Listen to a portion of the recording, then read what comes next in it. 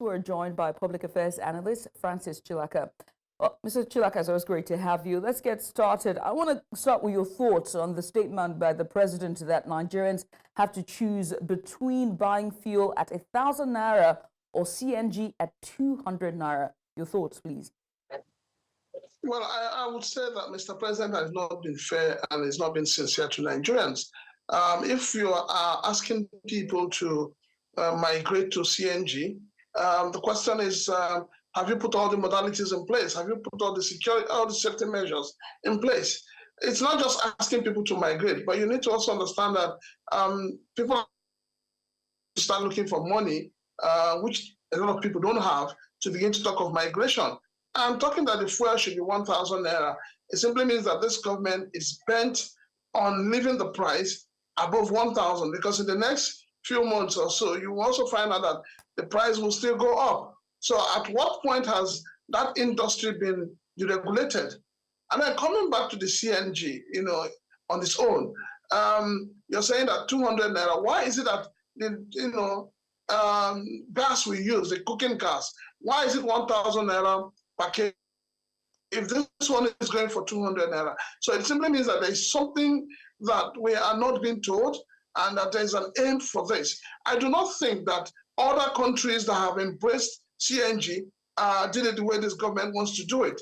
Nobody has educated the Nigerian people, especially the National Orientation Agency. It has not come out to educate the Nigerian people, which is totally wrong. So we just hear, the president says this, those working under the president says that and that. But Nigerians need to be educated. Nigerians need to know the pros and cons of, migrating to CNG. They need to know what the advantages and disadvantages. So this government needs to do more than just pushing people and foisting prices on the Nigerian people. Now that we're talking about economic implications, what do you think are the economic implications of pricing petrol at 1,000 naira per litre when it comes to transportation cost, food prices, and most importantly, inflation in Nigeria? Obviously, we're heading towards hyperinflation. We also know that right now, the cost of things are very, very expensive. Transportation is very, very high. So, everything is just against the policies of this government. And it's because the government has sat down to think through its policies before foisting them on the Nigerian people. I mean, look at what is happening now. How much is a bag of rice? How much is a bag of curry? How much is the minimum wage? How much are people earning? So by the time you put petrol at 1,000 naira, then it means that even the 70,000 naira that you called a minimum wage has become useless to the Nigerian people. So people are going to continue to, wallow in poverty. There's going to be more hunger and all of that. So for me, we have a situation that we need to urgently look at and begin to find a way to be able to ameliorate it. But I'm telling you, the hardship is going to get worse. Mm. And speaking of, just pricing in and of itself, the introduction of a dual pricing system, whether it's 1,000 naira for petrol versus 200 naira for CNG, how would it affect Nigeria's informal sector? And I think it's very important that we put this into perspective in terms of where transportation costs will play a crucial role.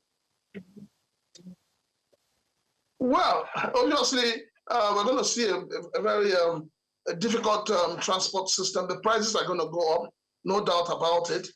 Because even when you're asking Nigerians to try and migrate into CNG, it's not something that's going to be done overnight. How many transporters are willing to do that? So we're going to have a situation where things are really, really going to get tougher and tougher for the Nigerian masses especially. So I think, and I still believe, that the government has a lot to do. The government can bring down the price of petrol at least to maybe 600, 500 naira, while encouraging people to embrace the CNG. But no, the government is not giving any options. The government is fixated at 1,000 naira against 200 naira. In other words, the government is looking at a way of forcing people to embrace CNG. But I don't know. I really don't know why this government is bent on creating hardship and suffering for the Nigerian people. All right. Well, Mr. Chilaka, I want to say thank you. I mean, another question that's critical, and hopefully we're going to have this, subsequent conversation in later bulletins, and it's more on just, pegging it at 1,000 naira. Are we seeing a quasi subsidy introduction, sort of? Because if you're pegging it at 1,000 naira, what happens to the international pricing of it, and what happens to the independent marketers in all of this conversation? But Mr. Francis Chilaka, many thanks for doing this with us. We appreciate you for coming on. Thank you.